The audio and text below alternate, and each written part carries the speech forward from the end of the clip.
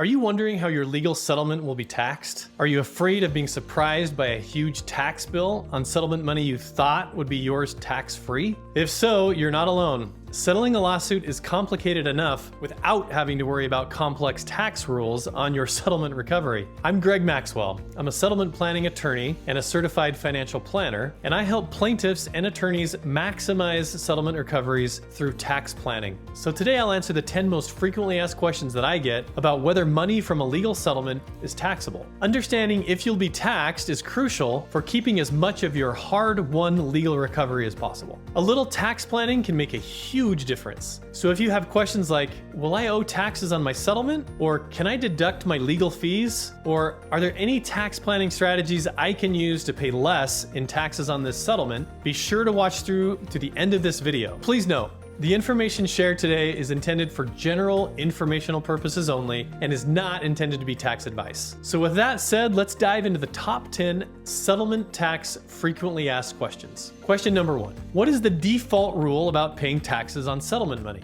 Well, the default rule is that legal settlements and judgments are taxable income, unless the recipient can prove otherwise. So the burden is on the plaintiff to prove that part or all of their settlement money should not be taxed based on specific rules found in the tax code, like Section 104, which we'll discuss soon. Otherwise, the default assumption by the IRS is that the entire settlement amount, including the amount paid to your attorney, must be reported as taxable income on the plaintiff's tax return in the year it's received. So unless you can clearly demonstrate through documentation and allocation language in the settlement agreement that some of the money is for damages that is not taxed, it's usually assumed that all of the settlement money needs to be reported as taxable income. Okay, question number 2. What is the origin of the claim rule? Well, the origin of the claim rule refers to the idea that settlements and judgments are taxed based on the underlying claims made in the original case, regardless of how the case eventually resolves. So for example, if someone sues primarily for lost business profits and the case ultimately settles, the proceeds will be taxed as lost profits, as ordinary income,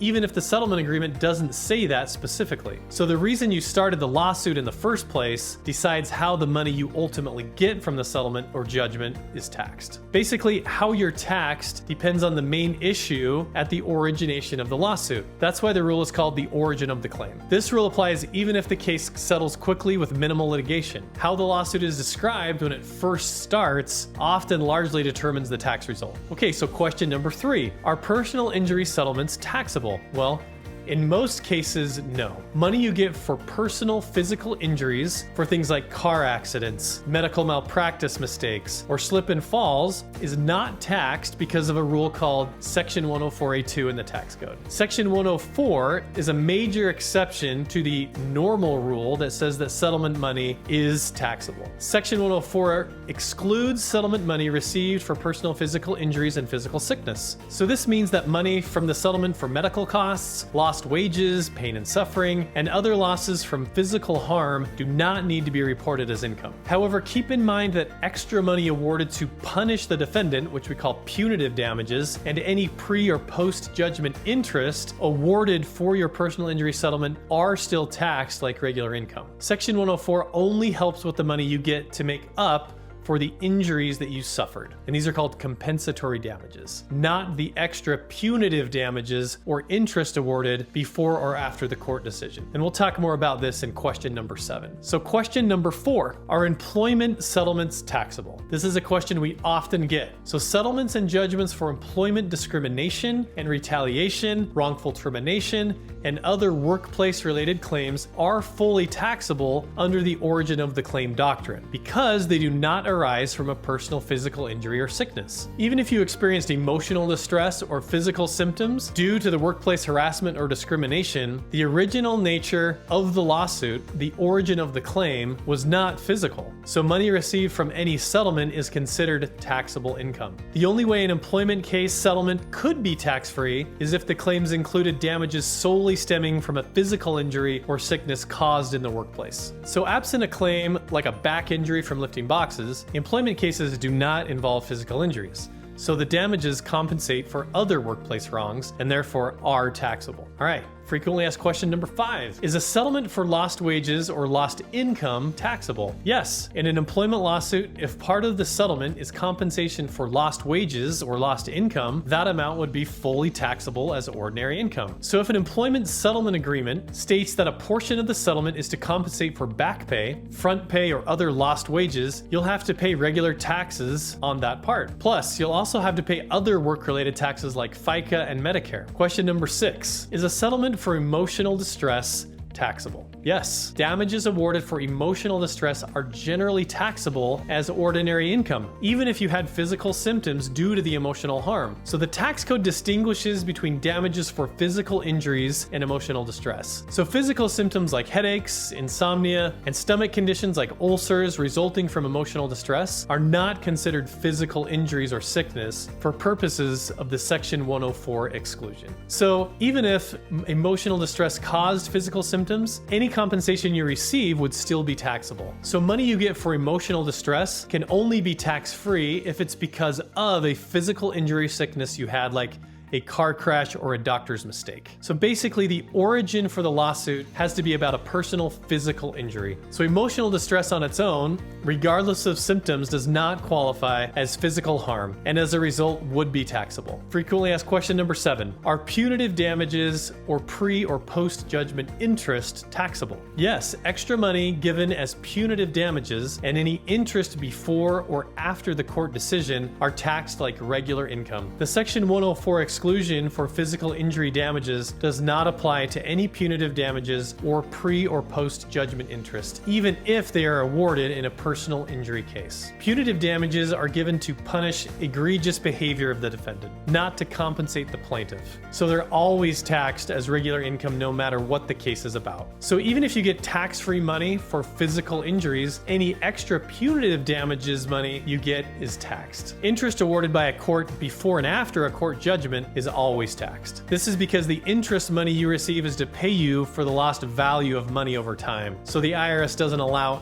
any interest awarded to be tax-free. So plaintiffs often run into trouble by assuming large verdicts are tax-free without considering the punitive damage and interest components. All right, frequently asked question number 8. Can I deduct attorney's fees if my settlement is taxable? Well, it depends. Once you've determined that your settlement is taxable, you next want to figure out if you can deduct your attorney's fees. Otherwise, you're going to pay taxes on 100% of the settlement. If your settlement is for a taxable claim like employment discrimination, emotional distress, defamation, or legal malpractice, your ability to deduct attorney's fees depends on the type of case. Plaintiffs in employment discrimination or retaliation lawsuits are allowed to deduct legal fees above the line, which provides a full deduction for legal fees. Some whistleblower claims also permit this above the line deduction for legal fees. However, for most other taxable cases, the 2017 Tax Cuts and Jobs Act removed the ability to deduct legal fees. So this means that for settlements related to most other taxable claims, there is no deduction available for legal fees paid to an attorney. After 2017, individual plaintiffs pay taxes on the total gross amount of the settlement, including money paid to the attorneys. So there's no offset or deduction for legal fees. So let's look at an example. Assume there's a $10 settlement. $4 goes to the attorney and the plaintiff receives $6. You would think that the plaintiff only pays tax on the $6 that they receive, right? Wrong. After the Tax Cuts and Jobs Act, the plaintiff pays tax on the full $10, even though the plaintiff only gets $6. What's more, the attorneys also pay tax on the $4 that they receive. So the attorney fee portion, those $4 of the case, is actually taxed twice. So this is a totally unfair outcome that we call the plaintiff double tax trap.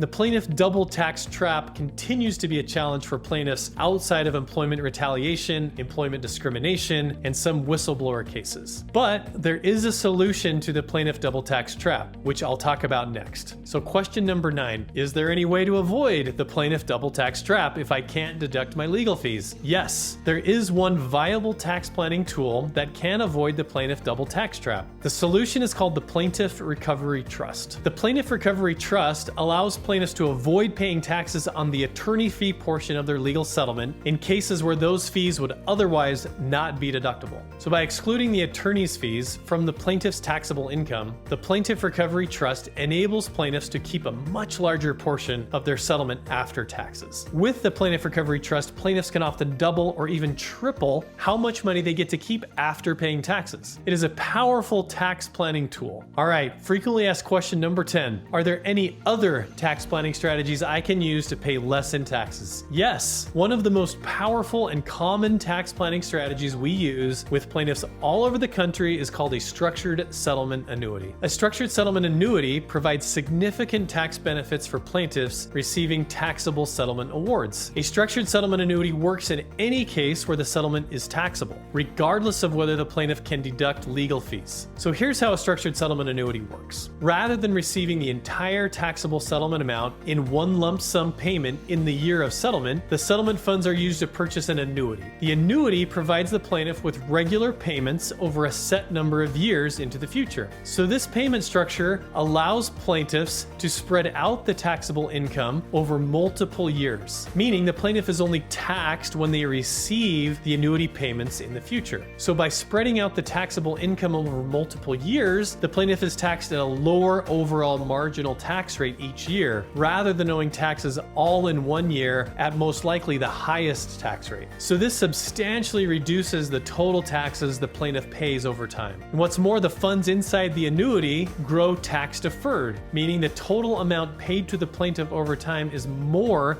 than what they would have received via a lump sum in the year they received the settlement. So additionally, annuities provide non-tax benefits, such as the ability to create guaranteed payments for life, as well as the ability to ensure that the settlement proceeds won't be depleted too quickly. When working with plaintiffs, we can use the Plaintiff Recovery Trust and a structured settlement annuity to dramatically increase what plaintiffs get to keep after taxes. So I hope this video answered some of your tax questions about legal settlements. If you're getting a legal settlement and are worried about taxes, we are here to help you. We offer a free, no hassle, 15-minute phone call for plaintiffs nationwide. You can find a link to book a call in the description or comments next to this video, or go to amicusplanners.com/call to book your call today. When we chat, we will determine if your settlement's going to be taxed, and then my firm will prepare a free, customized tax savings analysis for you, showing exactly how much money you can save using the tax strategies I shared today.